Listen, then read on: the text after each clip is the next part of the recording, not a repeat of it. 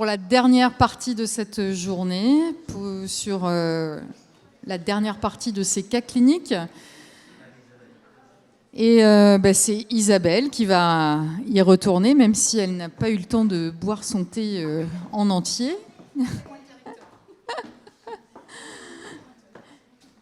Et donc, on a encore 2 cas cliniques et on verra en fonction du déroulement de ce 5e cas clinique si on fait 5 et 6 ou si on reste juste sur le numéro 5. Au nombre de survivants dans la salle. Alors, cas suivant. Non ? J'ai pas un bon fluide, moi, avec les... Ok. Merci. Donc, c'est jument selle français de 4 ans, début de débourrage, destiné au CSO, qui a été rentrée au box il y a 1 mois. Elle vit au milieu d'autres chevaux qui sont en bonne santé et pas d'antécédents médicaux connus non plus. C'était l'autre côté. Toc. Pourquoi on vous appelle ? Parce qu'il y a une hyperthermie fluctuante qui dure quand même depuis 2 semaines, avec des jours sans hyperthermie, d'autres avec, et l'amplitude d'hyperthermie, ça va de 38,9 à 39,6. Ça peut être la journée, ça peut être le soir. Il y a quand même une petite perte d'état qui est discrète, et elle n'est qu'au débourrage, mais en fait, l'éleveur trouve qu'elle manque d'entrain au travail.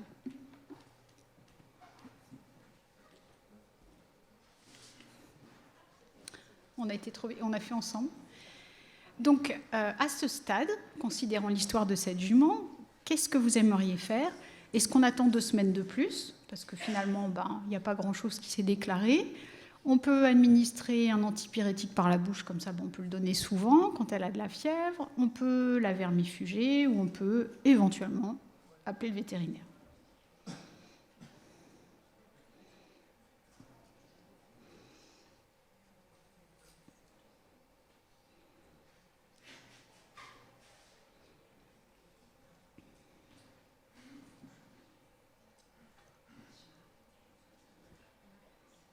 On peut, oui, si le vote est à peu près stable.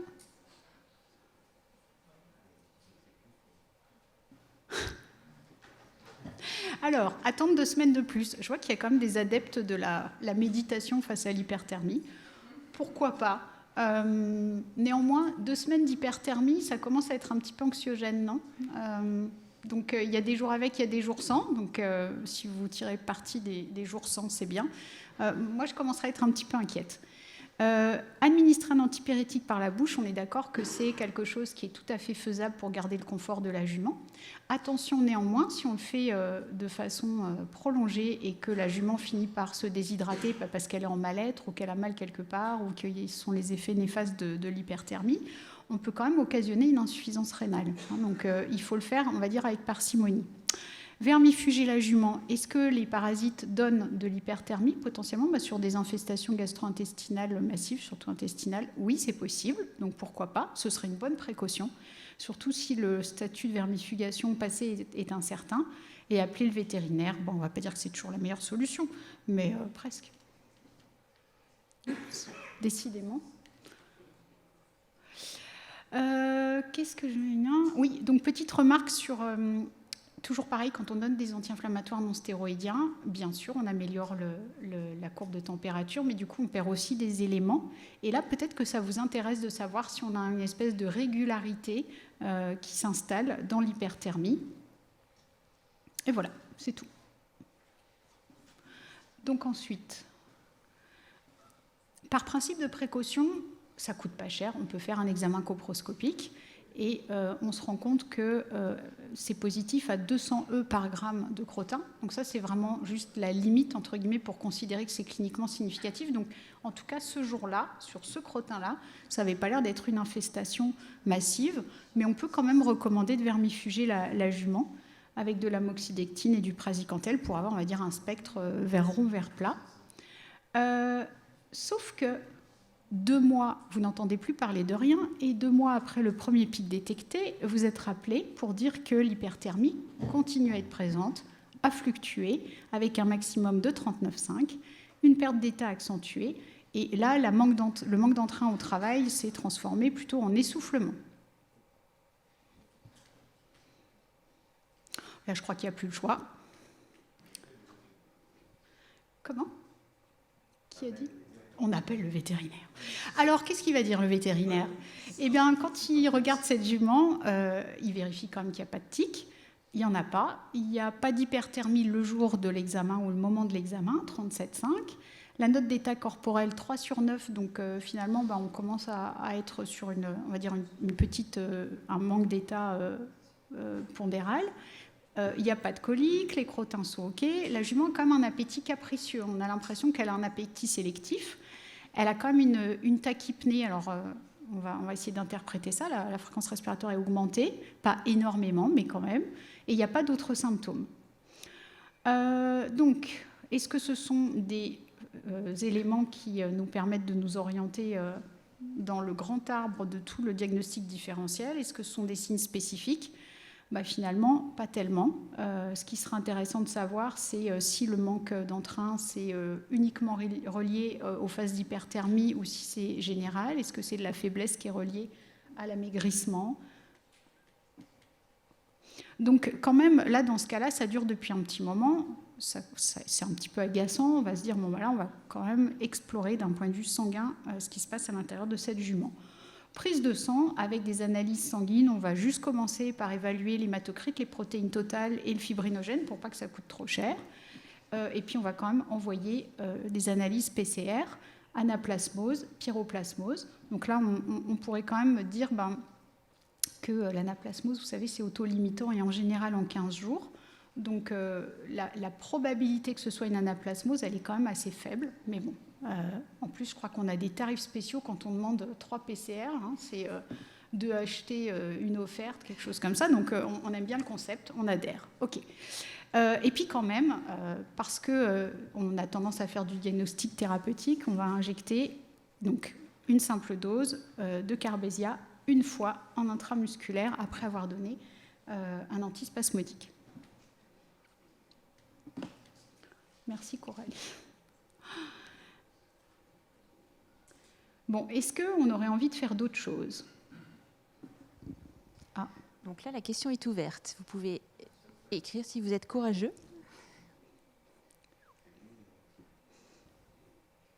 Alors, celui qui me répond scanner corps entier. On aimerait bien, mais ce ne sera pas possible.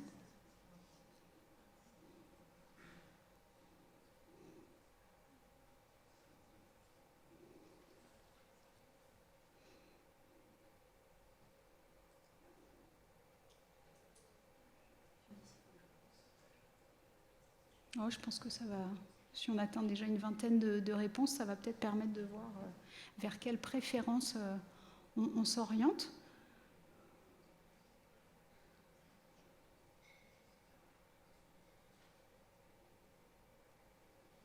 Eh bien, on va regarder ça.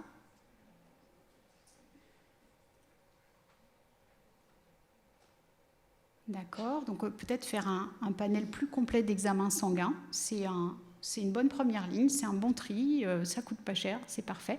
Test de Coggins, je vois que les esprits ont été marqués par l'aventure précédente, très bien. Alors par contre, biochimie, prélèvement respi, là je ne sais pas ce que ça veut dire, j'avoue. Donc s'il y a une personne qui a écrit ça, si vous pouvez expliciter ce que vous attendiez. Biochimie, palpation transrectale, endoscopie, numération formule biochimie. Donc tout ça, c'est regroupé dans les analyses sanguines de première ligne. Je vois quand même qu'on a des suggestions pour aller explorer le thorax et l'abdomen. Et oui, c'est vrai que ça pourrait, vous souvenez, dans les probabilités de systèmes qui vont être affectés, on a le respiratoire, on a le compartiment sanguin et on a le système digestif. Donc je dirais oui à tout ça. Ensuite, donc ça, il y a des personnes qui l'ont proposé, mais en regard du contexte clinique, de la durée de l'hyperthermie, des variations qu'on a observées sur cette jument et de la perte d'état, finalement, est-ce que c'est pertinent d'envisager rapidement un test de Coggins ? Pour la modique somme, avait dit Pierre-Hugues, de 20 et quelques euros. Non, mais ça rentre en ligne de compte, quelquefois, dans la décision, en tout cas de la part du propriétaire. Pour la nôtre, ce serait peut-être plus un aspect réglementaire. Eh bien, franc succès pour le oui. Oui, effectivement, à ce stade, il faut vraiment se poser la question en se disant qu'on a comme une obligation, en tant que vétérinaire, une obligation sanitaire, et que dans ce contexte-là, notre index de suspicion, il n'est pas nul du tout. Évidemment que ce n'est pas une maladie très prévalente, mais en tout cas, si on veut avoir une première tentative d'exclusion, ce serait bien de faire ce test-là.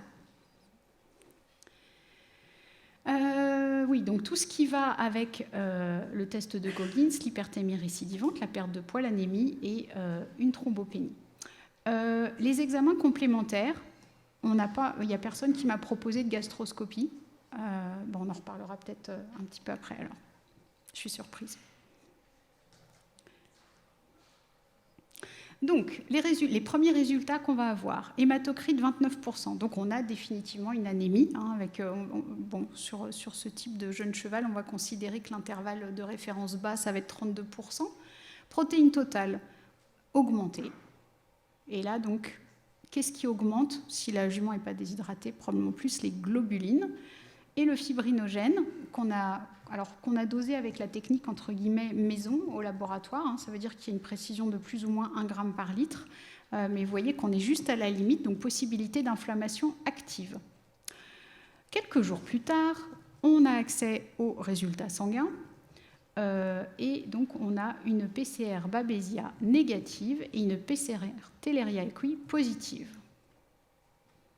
On se dit, dans ce contexte-là, étant donné qu'il y a une récurrence d'hyperthermie, ce ne serait peut-être pas complètement stupide de traiter au Carbesia une deuxième fois. Donc c'est ce qui est fait sur cette jument.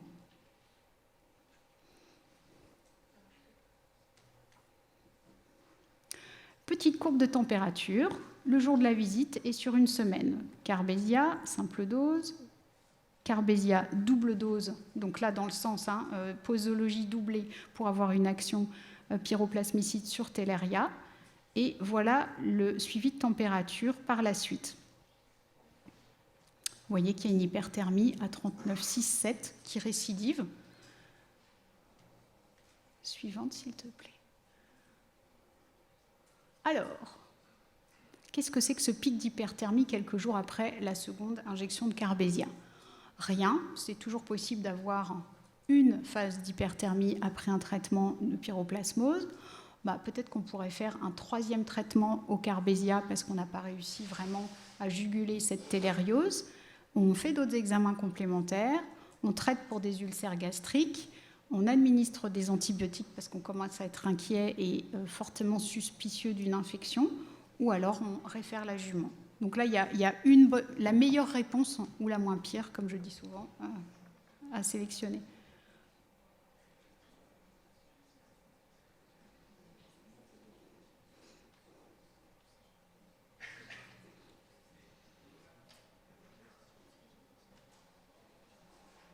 Compte à rebours. On va arriver à 40 votants. Oui, on y arrive. Parfait. Quel dynamisme. Alors, visiblement, il n'y en a pas beaucoup qui sont convaincus que ça puisse être une hyperthermie rebond post-traitement de pyroplasmose. Souvenez-vous de l'histoire de la jument précédente, sauf si en fait, c'était un effet on va dire, inflammatoire et iatrogène du Carbesia, effectivement. Traiter une troisième fois avec le Carbesia, pourquoi pas, mais vous n'avez pas l'air très convaincu. A priori, avec 2 doses, on a quand même une grande chance d'avoir jugulé les signes cliniques, pas d'avoir stérilisé la jument. Traiter pour des ulcères gastriques, je crois qu'il y a quand même des personnes qui sont concernées par l'état de la jument, son amaigrissement et son appétit capricieux, donc ça se défend. Par contre, est-ce que ça donnerait de l'hyperthermie, des ulcérations gastriques? Non. Ça n'expliquerait pas l'hyperthermie et pas l'hyperthermie récidivante en plus. Et donner des antibiotiques, on peut se permettre de faire de l'antibioprophylaxie, mais là, premièrement, on n'a aucune preuve qu'il s'agit d'une infection bactérienne. Deuxièmement, si c'était une infection bactérienne, que la jument ne puisse pas s'en débarrasser toute seule sans donner d'antibiotiques. Et troisièmement, on n'a pas identifié de site, on ne sait pas, même de façon probabiliste, si ça va être du gramme plus, du gramme moins, des aérobies, des anaérobies. Donc on va devoir faire une antibiothérapie, on va ouvrir le parapluie à fond. Et dans ce cas-là, même si ce n'est pas une faute professionnelle, ça me paraît être un petit peu prématuré. Voilà. Et personne ne veut référer. C'est bien. Vous avez pris goût au jeu du détective. C'est parfait. Moi, je l'aurais référé. Je n'aurais pas été si courageuse que vous. Voilà. Voilà, c'est tout. C'est bon. J'avais remis des petits commentaires. Bon, eh ben alors, on retourne encore voir la jument. Hyperthermie 39,5. Là, c'est vu de nos yeux vus, on n'en doute plus. Le poids n'a pas trop bougé. Tachypnée toujours à 20 respirations par minute, mais là, elle est en hyperthermie. Alors, bon, peut-être que ça peut l'expliquer. Légère tachycardie, œdème léger des 4 membres. Mais le propriétaire dit bon, la jument, elle est au box, elle ne bouge pas. Pour moi, c'est ça, elle engorge. Pas d'autres symptômes. On reste finalement sur des symptômes qui sont très peu spécifiques. Néanmoins, les œdèmes, je pense qu'il y a une chose importante à dire là-dessus, c'est est-ce que c'est un œdème froid, est-ce que c'est un œdème tiède à chaud? Parce que si c'est un œdème qu'on appelle de stase, parce que le cheval n'a pas assez marché, ça va être un œdème froid. Il n'y aura pas de sensibilité à la palpation des membres, il n'y aura pas de chaleur, il n'y aura pas de sensation de chaleur. Donc là, c'est peut-être une chose qui est un tout petit peu plus spécifique et à laquelle on pourra s'intéresser. La suivante, s'il te plaît. Voilà, donc qu'est-ce qu'on décide de faire? On décide d'ouvrir le parapluie et de se dire, bon, alors, on va juguler l'hyperthermie en redonnant de la calmagine, et puis quand même, il faudrait bien avoir un effet antibiotique et anti-inflammatoire, on va voir si la jument répond. Donc, association corticoïde-antibiotique. Voilà ce que ça donne. Oh, oh, sympathique. Là, par contre, on est tombé dans le piège. Est-ce que c'est l'effet corticoïde qui est aussi antipyrétique, antifièvre, qui nous donne une rémission, ou alors c'est parce qu'il y avait une infection bactérienne et que vous avez réussi à la juguler avec le traitement? Ça, c'est le problème de donner une association antibiotique et corticoïde. Hein. Donc, on ne sait pas, on ne peut pas faire la différence. Par contre, ça, c'est intéressant. Dès qu'on arrête le traitement, l'hyperthermie revient. Donc, soit on n'a pas traité assez longtemps, et c'est un problème bactérien qui est quand même plus, on va dire, conséquent que ce qu'on pensait, soit on est complètement à côté de la plaque. La suivante, s'il te plaît. Voilà, ça, c'est l'insatisfaction qui monte. Finalement, la jument est hospitalisée. Et qu'est-ce qu'on détecte sans donner de traitement? Parce que le but, c'est vraiment d'avoir cette phase d'observation. Évidemment, elle est surveillée tout le temps, la jument, donc c'est beaucoup plus confortable de dire on laisse sans traitement et puis on essaye de voir s'il y a des nouvelles choses qui apparaissent. On est prêt à intervenir le cas échéant. Mais on retrouve cette courbe de température anormale et complètement irrégulière avec un maximum de 39,6, des œdèmes l'éclive qui augmentent, et une tachypnée qui est persistante. Mais cette fois, on prend le temps de bien observer la courbe respiratoire, comme on en a parlé ce matin, et on a l'impression quand même que la jument, elle a une courbe très superficielle. Donc ça, c'est quelque chose qui va vraiment plus nous orienter vers un problème peut-être thoracique. Examen sanguin.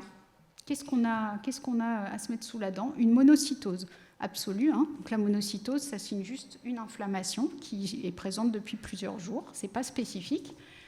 Et on se rend compte que la thrombopénie n'est pas confirmée au frottis et qu'au niveau de l'anémie, finalement, c'est un tout petit peu plus bas que la première fois. Hein, on n'a pas une franche dégradation, on reste dans une anémie légère. Bon, on n'a pas appris grand-chose là. Hein. C'est un peu frustrant. Qu'en est-il du bilan biochimique? Les gamma-GT basses, on n'en fait rien de spécial. La bilirubine totale qui est légèrement augmentée, si elle est dysorexique, vous l'avez compris, ça peut la faire augmenter, mais on n'exclut pas non plus une hémolyse à nouveau parce qu'il y a cette anémie. Protéine totale augmentée, et là, on ne se fait pas avoir, on demande le différentiel albumine et protéine totale moins albumine, ça va donner des globulines. Et là, qu'est-ce qu'on se rend compte? De quoi on se rend compte? Que l'albumine, elle est vraiment limite basse. Donc, potentiellement, la jument, a priori, elle devrait perdre ou consommer de l'albumine quelque part. Deuxièmement, le fibrinogène est augmenté. Ça, c'est un marqueur d'inflammation qui n'est pas spécifique, mais on a une inflammation active. Et par contre, la SAA est dans les valeurs de référence. Qu'est-ce qu'on va faire de ça? On continue les investigations en se disant quand même, pour la perte de poids, il ne faudrait pas qu'on passe à côté d'ulcères. Voilà la gastroscopie. Donc, on fait une petite visite guidée de gastroscopie. Ici, c'est la margoplicatus, donc la séparation entre la partie glandulaire de l'estomac. Vous voyez un fond de liquide ici avec les sécrétions digestives. et puis la partie non glandulaire qui est plus blanchâtre. Et là, on se rend compte qu'il y a ces petites zones d'ulcération hyper superficielles qui ne sont pas très coalescentes, hein, qui sont multiples un peu partout. Comment on va interpréter ça? Est-ce que vous pensez que ça peut expliquer tous les symptômes de la jument? La perte de poids, donc la fièvre, on a dit non, et l'appétit capricieux. Peut-être. Bon. Alors, c'est vraiment, si on devait grader ces ulcères, on dirait que ce sont des ulcères de grade 1, voire 2, en tirant vraiment bien sur la corde. Donc finalement, ces syndromes ulcératifs, ils peuvent être légèrement cliniques à pas cliniques du tout. Il ne faut pas oublier qu'un des facteurs favorisants de l'apparition des ulcères gastriques, c'est le stress de l'administration des anti-inflammatoires. On a quand même donné des AINS, on a donné des stéroïdes. La jument, elle est peut-être un peu stressée par sa maladie, donc stress vraiment au sens physique du terme. Donc peut-être que c'est tout simplement ça le problème, un état de stress et d'AINS qui vont engendrer des petites ulcérations. Et puis, dans la ligne directrice de ce que vous avez suggéré, avec explorons le thorax et l'abdomen, échographie abdominale. Pas d'anomalie échographiquement visible. J'ai enlevé le commentaire parce qu'il y avait léger piqueté hyper-échogène discret du foie dans la région machin. Bon, on n'en fait rien. Voilà. Examen cytologique du liquide de parasynthèse abdominale. Ça peut être une bonne idée d'aller prélever du liquide pour voir in situ si on a des indices d'inflammation, voire d'infection. Le commentaire du laboratoire, c'est protéines totales 15 grammes par litre, donc dans les valeurs de référence. C'est un transsudat simple et il ne voit aucune bactérie, aucun élément pathogène figuré sur la lame. L'échographie, qu'est-ce qu'on voit là?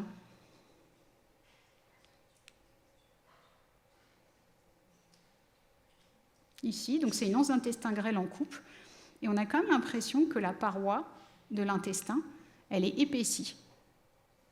Donc ça c'est pas spécifique de quelque chose, mais en tout cas, il pourrait bien y avoir une inflammation intestinale, à bien garder dans un coin de la tête, même si le liquide qui baigne autour des anses d'intestin est totalement normal. On continue. Et puis on se dit, mais non seulement elle maigrit, elle fait de la fièvre, mais en plus elle a une courbe respiratoire superficielle, qu'est-ce que c'est que cette affaire? On va déplacer la sonde un tout petit peu pour aller voir le thorax. Et là, c'est quand même intéressant comme trouvaille, parce que vous voyez qu'ici, c'est une portion de poumon qui a des toutes petites lésions vraiment sur le bord caudal du poumon. Et ici, dans cet espace-là, on devrait avoir 2 feuillets de plèvre complètement collés sans liquide, et on a une effusion liquidienne qui est bien visible devant le diaphragme. Donc, on peut parler d'épanchement thoracique. Visiblement, il est léger, il n'y a pas une grosse épaisseur, et on le remarque des 2 côtés du thorax. Il n'y a pas de fibrine, il n'y a pas d'image de consolidation pulmonaire. Là, c'est vraiment... ce serait peut-être une toute petite image de consolidation pulmonaire. Et par contre, on a des artefacts qu'on appelle en queue de comète, donc avec plein de rayons de soleil, entre guillemets, sur la plèvre, qui peuvent signer une inflammation pleurale. Ni une ni deux, on ponctionne, et voilà l'aspect du liquide. Alors, on ponctionne stérilement, hein, bien évidemment. Suivante, s'il te plaît. À ce stade, donc on a une jument qui maigrit, qui fait de l'hyperthermie récurrente, qui a un appétit capricieux avec des petites ulcérations gastriques, évidence d'épanchement thoracique, avec un liquide, vous avez vu, qui est jaune-orangé, donc qui est peut-être inflammatoire, un épaississement de l'intestin, une perte d'albumine, le foyer inflammatoire chronique avec l'anémie, l'hyperglobulinémie à la prise de sang. Qu'est-ce qu'on fait de tout ça? Suivante, s'il te plaît. À ce stade, quelle est, selon vous, la probabilité que ce soit un problème infectieux? Plutôt pour, plutôt contre?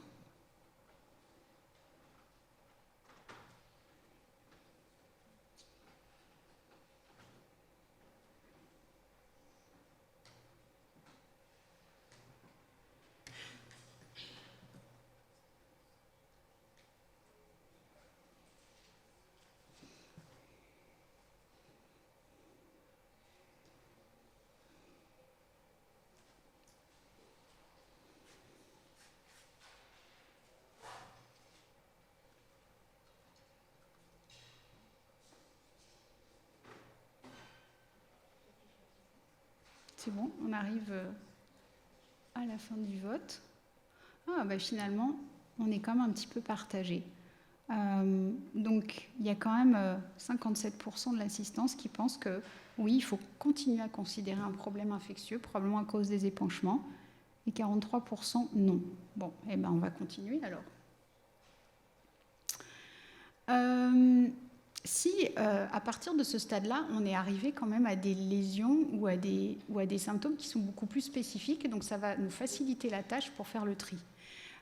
Si on fait le diagnostic différentiel d'un épanchement thoracique, les principales causes chez le cheval, ça va être une pleuropneumonie, le plus souvent bactérienne, mais il peut y avoir une origine primaire virale, ça va être la cause numéro 1.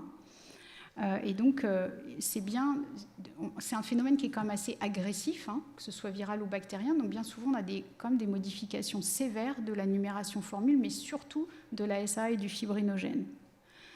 On peut quand même se poser une question. Qu'est-ce qu'on a modifié et finalement, quel est l'impact d'avoir utilisé des antibiotiques et des corticoïdes avant ? Peut-être qu'on a freiné une évolution. Et du coup, c'est pour ça qu'on a un tableau clinique qui est suggestif, mais pas si clair que ça.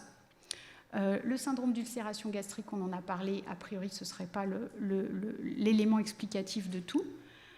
Hypothèse tumorale. Est-ce que ça se considère ? C'est une jument de 4 ans. Il y en a beaucoup qui vont me dire elle est trop jeune pour ça. OK. Et puis, finalement, vraiment la trouvaille la plus importante, ça va être cet épanchement thoracique. D'autant que quand vous avez fait votre ponction, qui est très facile à faire, éco-guidée, ça va nous permettre de faire un examen cytologique, donc regarder les cellules, et d'autre part, soumettre ce prélèvement qui normalement doit être parfaitement stérile. Si on a un épanchement, c'est qu'il y a soit... Donc ça va nous permettre d'orienter en disant soit c'est bactérien, soit non, on ne trouve absolument aucune bactérie dans le liquide de pleurosynthèse. Voilà, l'examen bactériologique pratiqué, vous l'avez assez rapidement, en aéro-anaérobie, négatif. Pas de croissance bactérienne. Examen cytologique, protéines normales en quantité dans le liquide, comptage cellulaire pas augmenté. Donc du coup, j'ai une erreur, excusez-moi.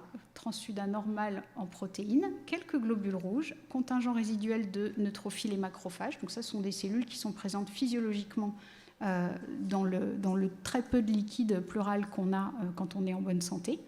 Et par contre, ce que vous décrit le cytologiste, c'est qu'on a des grandes cellules lymphoïdes blastiques avec quelques figures de mitose. Donc ça, diagnostic. Toc. Épanchement lymphomateux caractérisé par de grandes cellules lymphoïdes blastiques. Le processus néoplasique semble de haut grade de malignité. Donc il y a suffisamment de critères cytologiques pour confirmer sur ce cheval-là qu'à la faveur de cette ponction thoracique, il s'agit d'un lymphome thoracique ou bien généralisé. Pourquoi je dis ou bien généralisé ? Parce que vous vous souvenez qu'on a vu des modifications en fait, de l'épaisseur de l'intestin à l'échographie abdominale. Et le lymphome, il peut être souvent métastatique ou généralisé. Donc là, on voit des grandes cellules blastiques. Ça, c'est issu, j'avais pas la lame, c'est issu d'un case report. Suivante, s'il te plaît. Si on revient en arrière, est-ce qu'on est capable d'expliquer tous les signes observés ? L'hyperthermie fluctuante imprévisible, est-ce que ça va bien avec un processus néoplasique interne ? La réponse est oui. L'amaigrissement, oui.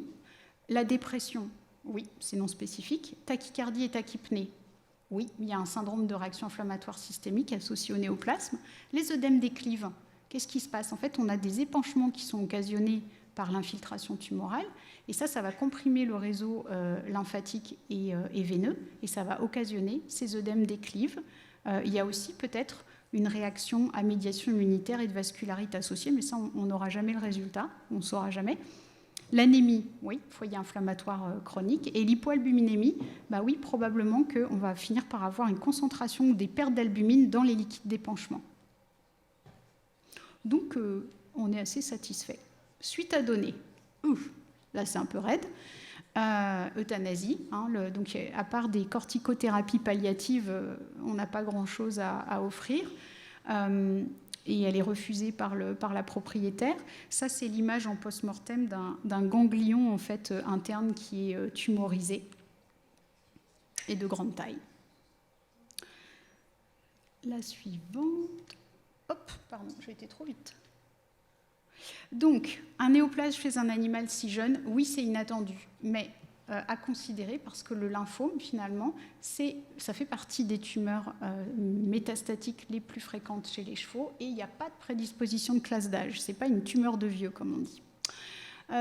Et encore une fois, vous voyez qu'en repartant de zéro, en attendant chaque signe clinique et en essayant de faire des diagnostics différentiels de plus en plus précis parce que les symptômes sont plus spécifiques, on a fini par aiguiller de façon beaucoup plus précise le diagnostic. Voilà, c'est tout. Si vous avez des questions, je serais ravie d'y répondre.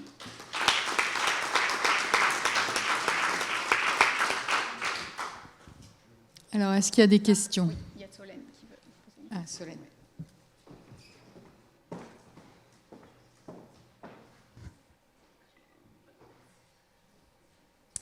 Oui, moi j'avais une petite question sur les pleuropneumonies d'une façon générale. Donc là, on a la réponse de l'origine tumorale de l'épanchement. Est-ce que si cependant on veut exclure à 100% l'origine infectieuse, on ne devrait pas coupler la bactériologie de l'épanchement avec une bactériose sur lavage trachéal, notamment si l'épanchement est important? Ouais, c'est toujours mieux, d'autant que sur les chevaux qui ont des pleuropneumonies virales ou virales avec surinfection bactérienne ou bactérienne primaire, il y a souvent des germes différents qui sont isolés entre la cavité pleurale et le lavage trachéal, donc c'est un bon argument.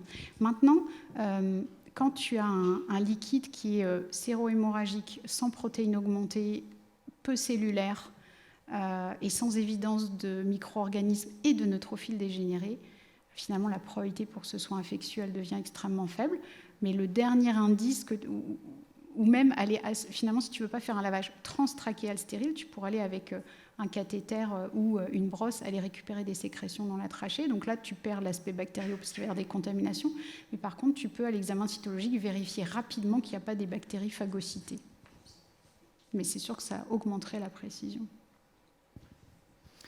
On a une question dans le chat. Oui. Quelqu'un qui demande si aucun ganglion n'était palpable en extérieur. Ah, mais ça, c'est une très bonne question. Donc, quels sont les ganglions palpables extérieurement chez le cheval? Juste les ganglions mandibulaires. À partir du moment où on a des lymphomes systémiques, quand on a une suspicion, c'est la première chose qu'on va faire. Donc, on aurait pu répéter plusieurs fois une palpation transrectale jusqu'à ce qu'on trouve peut-être un chapelet de ganglions un peu plus gros. Mais si on le détecte, ça ne veut pas dire que c'est un lymphome. Et puis, on ne va pas aller s'amuser à faire une biopsie de ganglions par voie transrectale, ou alors c'est l'euthanasie assurée. Donc après, qu'est-ce qu'il nous reste? Il nous reste l'endoscopie des poches gutturales, parce que vous vous souvenez, quand il y a des nœuds lymphatiques rétropharyngiens qui sont stimulés, réactionnels ou tumorisés ou infectés, ils vont faire protrusion dans le plancher de la poche gutturale. Et là, donc, c'est potentiellement un site. Réflexion faite, on ne voit quand même pas énormément de cas de lymphome, mais sur les lymphomes qu'on voit, je pense que c'est 1 cas sur 10 où on arrive à objectiver une lymphadénopathie en pré-mortem. Systématiquement, les ganglions mandibulaires sont réactifs? Non, pas du tout. Loin de là. Non, pas du tout. On n'a pas de poplité à palper. Ceux-là, non, mandibulaire, c'est très très rare. Les rétropharyngiens, peut-être un tout petit peu plus si on a un envahissement, par exemple, médiastinal, peut-être par proximité. Thoracique, on ne les voit pas. Et puis, par abdominaux, c'est quand même assez compliqué. Et c'est arrivé qu'on suspecte ça à l'échographie ou qu'on en palpe par voie transrectale, mais ça donne pas la certitude. Encore une fois, c'est une pièce de puzzle de plus. Mais il nous faut trouver des cellules cancéreuses pour donner un diagnostic définitif, et ce n'est pas toujours très facile. Est-ce qu'il y a d'autres questions? Non, visiblement pas. On va peut-être s'arrêter là, Isabelle. Si, il y en a encore une. Question. Est-ce qu'une ponction éco-guidée de ganglions plus superficiels aurait été envisageable? Oui, bien sûr. Mais à partir du moment où ils ne sont pas augmentés de taille, hypertrophiés, c'est rarement productif. L'autre chose aussi, c'est que c'est vrai que dans les petits animaux, on répète souvent des aspirations à l'aiguille fine de ganglions, Et il y a quand même, par rapport aux chevaux, plus de chances de détecter des cellules anormales. Nous, même quand on a des ganglions ou des masses, n'importe quelle masse cutanée, etc., on a beau faire des ponctions à l'aiguille fine multiples, répétées, avec 15 lames, c'est quand même rare d'aboutir au diagnostic. Donc, dans ces cas-là, on préfère quand même, quand on peut, prendre une biopsie. C'est assez décevant.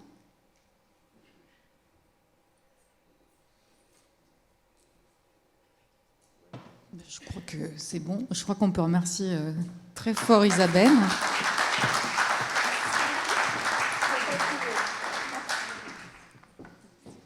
Alors, il me revient l'honneur de conclure cette journée.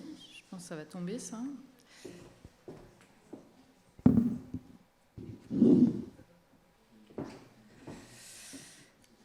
Alors, d'abord, je voulais dire que j'ai une question d'une petite jeune fille là tout à l'heure sur les maladies infectieuses et sur le fait qui m'a posé la question de savoir pourquoi on devait euthanasier les chevaux quand ils ont des maladies infectieuses. Donc j'espère qu'il n'y a pas des choses qui ont été mal comprises.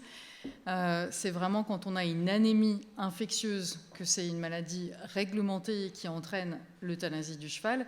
Mais d'une façon générale, quand les chevaux ont des maladies infectieuses, on ne les euthanasie pas systématiquement.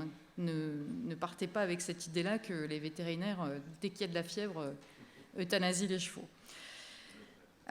Juste donc en résumé de tout ce qu'on a vu, je pense que ce qu'il faut dire, c'est déjà insister sur le fait de Theileria-Equus. Vous avez vu que dans tous les cas qu'on a présentés, qui n'étaient pas des cas de pyroplasmose, les chevaux étaient positifs en PCR à Theileria-Equus.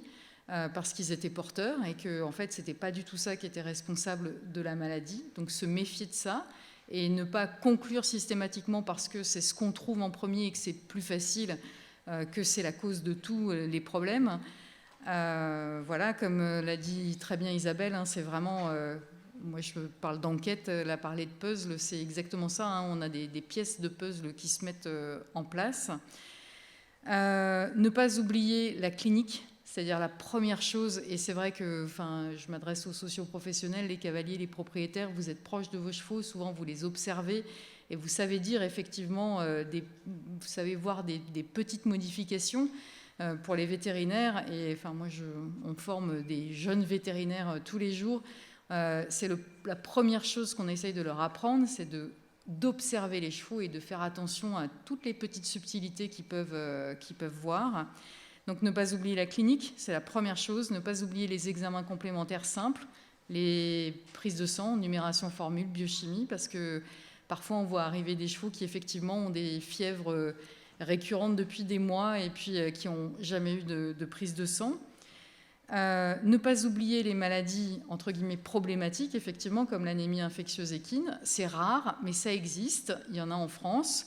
Et comme l'a très bien dit Jean-Yves tout à l'heure, et comme l'avait dit Pierre-Hugues dans sa présentation, surtout quand on a une visite d'achat et qu'on doit vendre un cheval et qu'il doit changer de propriétaire, vérifier le statut du cheval de ce point de vue-là. C'est un test de Coggins et encore une fois, c'est 20 €. Et je suis sûre que si on fait plein de tests de Coggins, ça va être encore moins cher. Se méfier aussi, ce que je dirais en conclusion aussi, c'est que se méfier entre guillemets, de ce que j'appelle les packs PCR. Parce que c'est vrai que c'est facile, le RESP aussi le propose, comme on a plusieurs maladies qui peuvent être détectées dans le syndrome respiratoire aigu, dans les fièvres d'origine indéterminée ou indéterminée. Mais le problème, c'est quand on a des résultats dont, entre guillemets, on ne sait pas quoi faire et on ne sait pas expliquer aux propriétaires qu'en fait, on ne va rien faire parce que ça ne sert à rien. Et là, on revient à la maladie de Lyme, où les chevaux sont positifs, beaucoup de chevaux sont positifs, et beaucoup de chevaux partent avec des traitements pendant 3 semaines d'oxytétracycline, alors que ce n'est pas nécessaire parce qu'ils n'ont aucun symptôme et que ce n'est pas ça qui est la cause de leur problème. Pareil, on a vu les cas avec EHV5. Beaucoup de chevaux sont positifs à EHV5 et ce n'est pas pour autant que c'est responsable de quoi que ce soit au niveau de leur performance ou de signes cliniques. Donc vraiment faire attention à ça et on va dire cibler les examens de façon à ce qu'on sache les interpréter et qu'on sache surtout donner des conseils aux propriétaires derrière. Voilà. Donc j'ai quelques petits messages aussi, on va dire d'ordre administratif. Donc n'oubliez pas vos questionnaires de satisfaction, s'il vous plaît. Ne repartez pas avec dans vos sacs. Remplissez-les et prenez 5 minutes pour les remplir et rendez-les au RESP en sortant. Vous aurez accès à des fiches, ce qu'on appelait des fiches récapitulatives qu'on va effectivement faire par rapport à cette journée. Et il y aura accès aussi à un replay prochainement, je n'ai pas forcément de date, mais prochainement de ces journées. Et enfin, je voudrais dire un immense merci, alors d'abord aux sponsors aussi de cette journée, notamment Laboratoire Boehringer, on a la représentante ici, Laboratoire Zoetis, je ne sais pas si Aurélie est toujours là. Et puis un immense merci à l'équipe fixe du RESP, et notamment à Coralie, qui malgré sa jambe dans le plâtre nous a beaucoup contribué. Comme l'a dit, je ne sais plus qui tout à l'heure, on a travaillé en fait beaucoup en amont de cette journée, tous ensemble là, sur les cas cliniques. Je pense que c'est la première fois que personnellement j'ai fini une présentation au mois de juillet alors qu'elle était pour aujourd'hui. C'est vrai.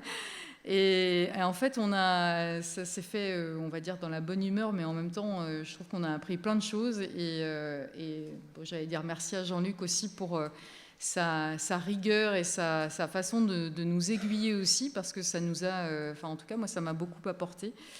Et merci aussi encore à toi, Coralie, de nous avoir assistés dans ces réunions et puis d'avoir toujours été cet œil extérieur qui nous disait « mais là, on pourrait peut-être dire ça ». Et effectivement, ça nous a bien aidés aussi par rapport à ça.